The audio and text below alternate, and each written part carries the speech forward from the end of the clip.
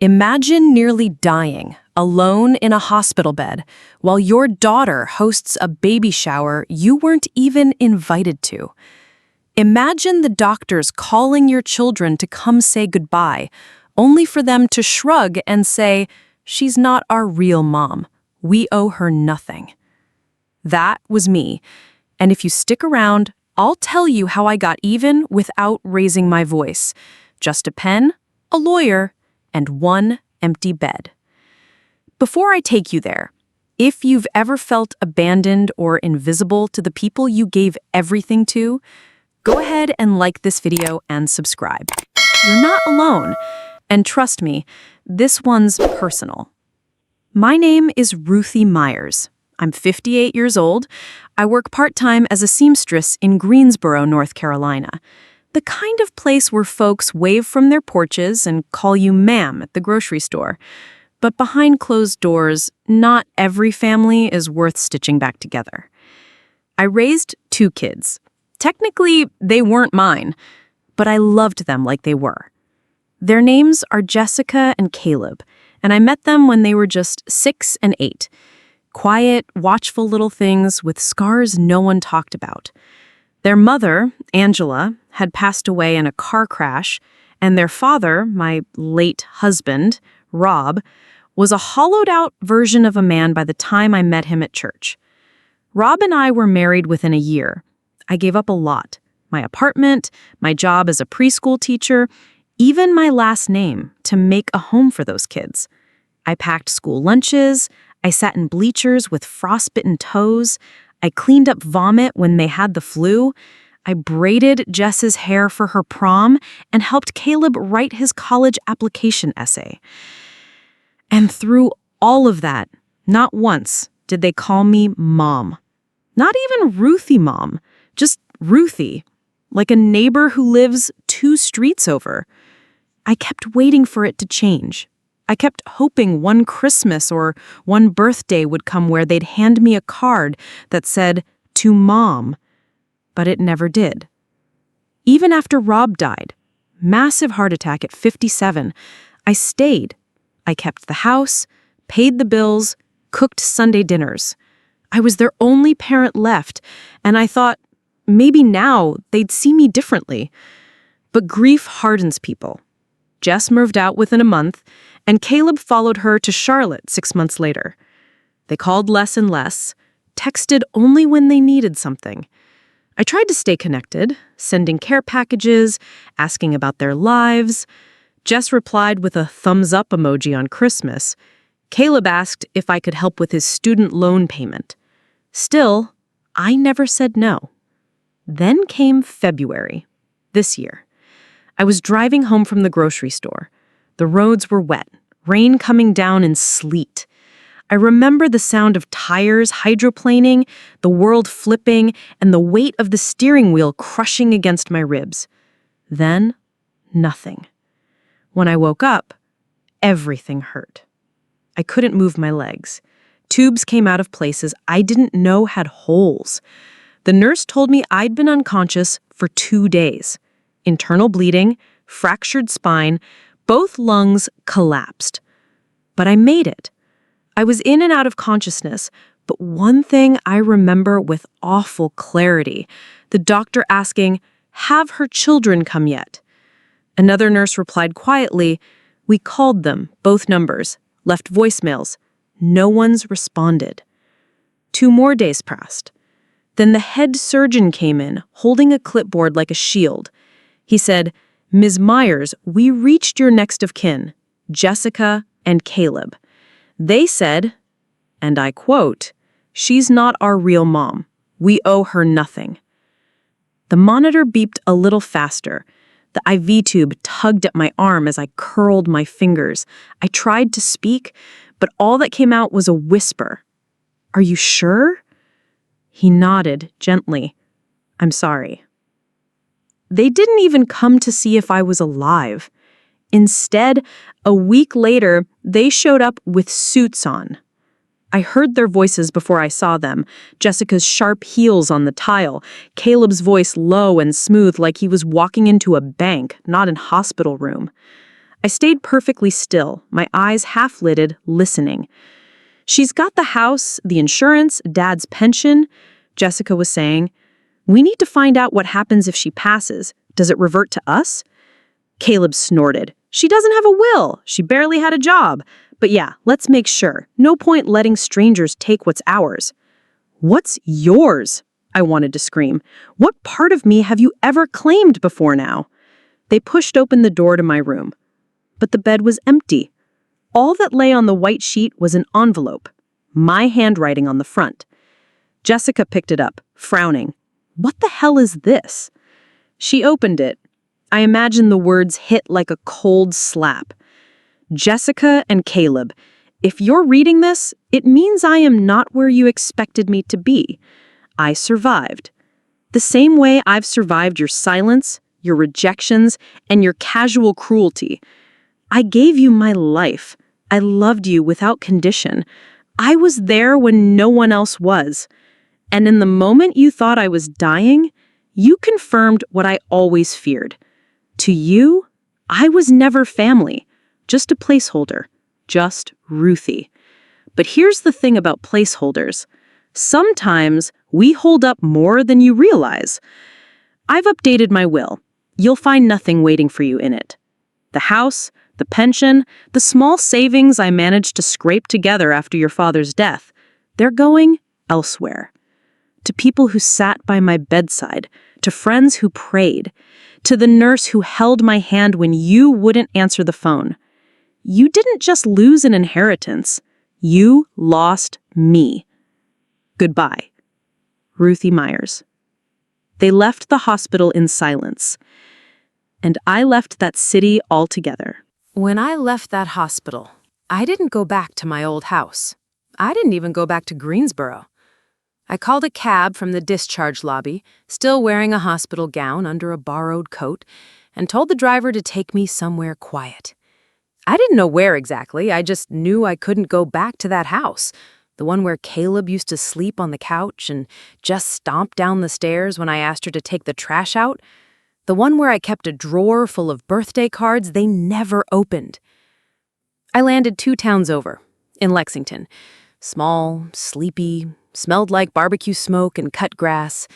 A friend from church, Mavis, bless her, let me stay in her guest room until I could figure things out. "You just rest," she said, laying a quilt over my legs. "Let those kids stew in their own vinegar. God don't bless disrespect." I laughed, but it came out hollow. My body was healing, slowly, but my heart felt like a garden bed after frost. Cracked, brittle, empty. Still, I wasn't done. See, I hadn't lied in the letter. I had changed my will, but what I didn't say was that I'd made those changes before the accident. A month before, actually. I just hadn't told anyone.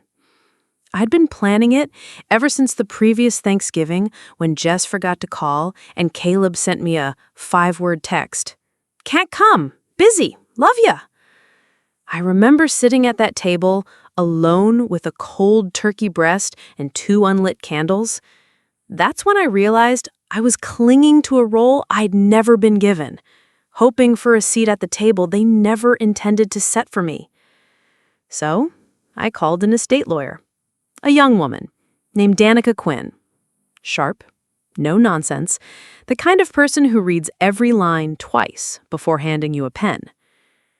"I don't want them to get a dime," I told her, folding my hands so she wouldn't see them shake. "Estranged?" she asked, gently. "Unacknowledged," I said. "They never saw me as family. I want everything redirected. Charities, friends, my church, people who've shown up." Danica nodded. "You can do that, but be ready. If they think there's money involved, they'll come out of the woodwork." She was right. After they found that letter in the hospital room, Jess tried calling 6 times. Then Caleb.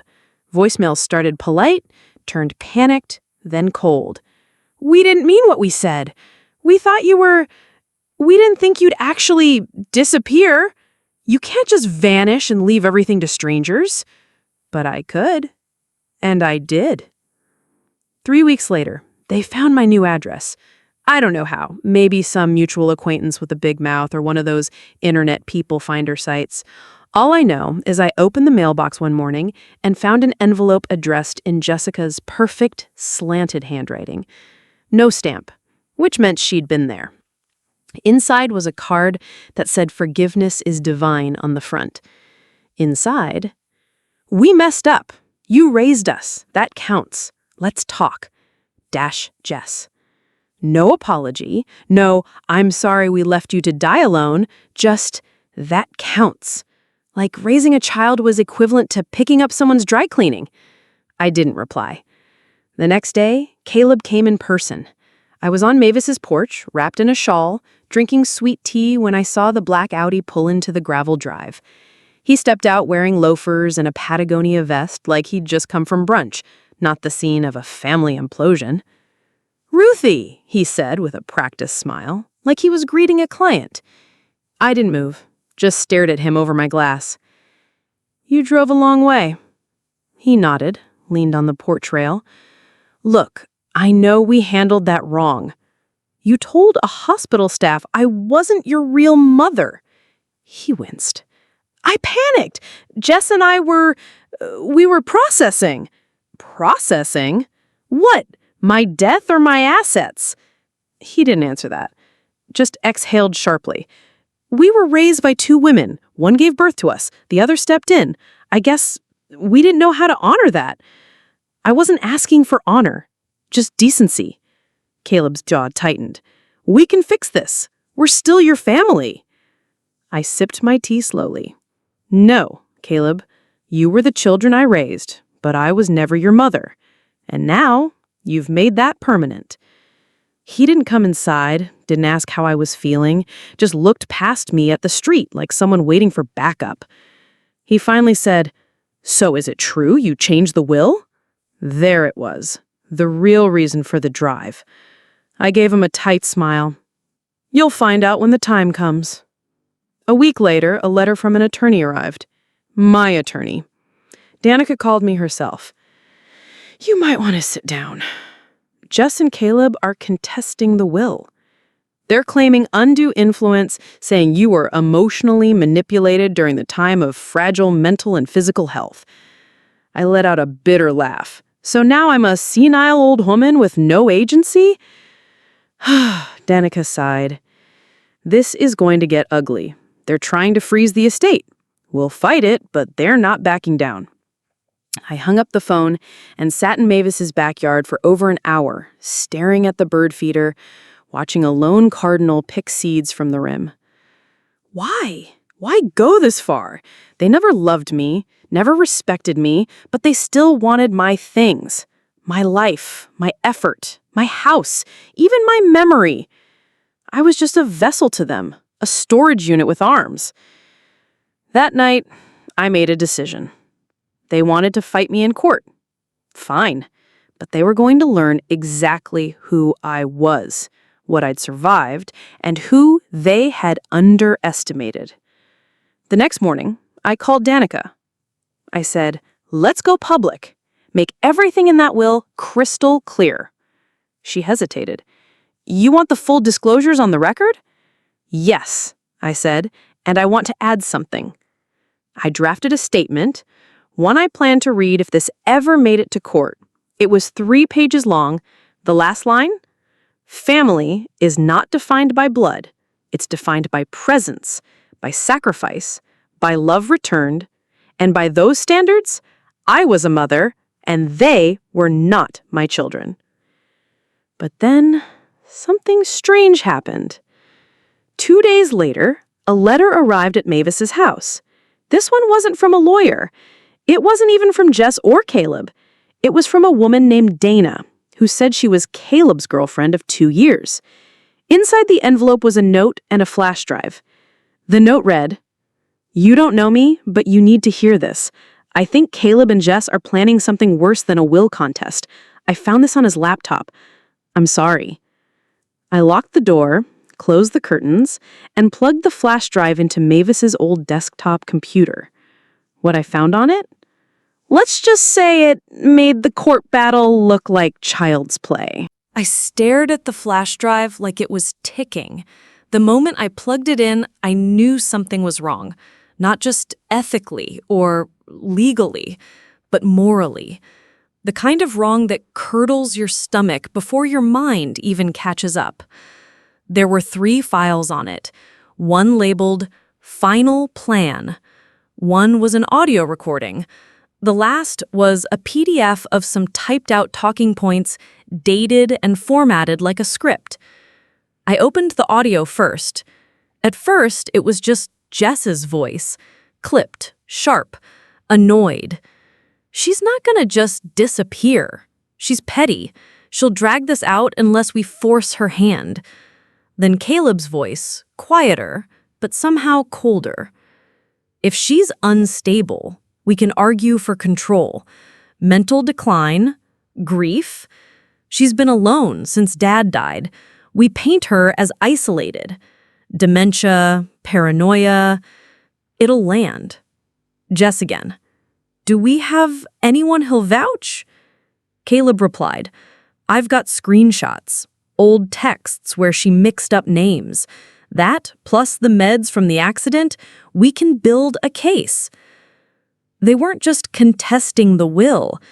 They were manufacturing incompetence, constructing a narrative to strip me of my rights while I was still breathing, while I was still trying to heal. They wanted everything, but they didn't want me. Not even a shell of me. I stood up too fast. My knees buckled, and I grabbed the edge of Mavis's desk. I knew it. I knew it. Mavis came running when she heard the chair fall. I handed her the flash drive without a word. She listened, mouth tightening into a hard line. This isn't just cold. It's evil. And she was right. Danica was on it within 24 hours. She said, this changes everything. Not only did we have grounds to dismiss their claim, we could file a countersuit, fraud, defamation, attempted elder exploitation. It's a big move, she warned me. You sure you want to go nuclear?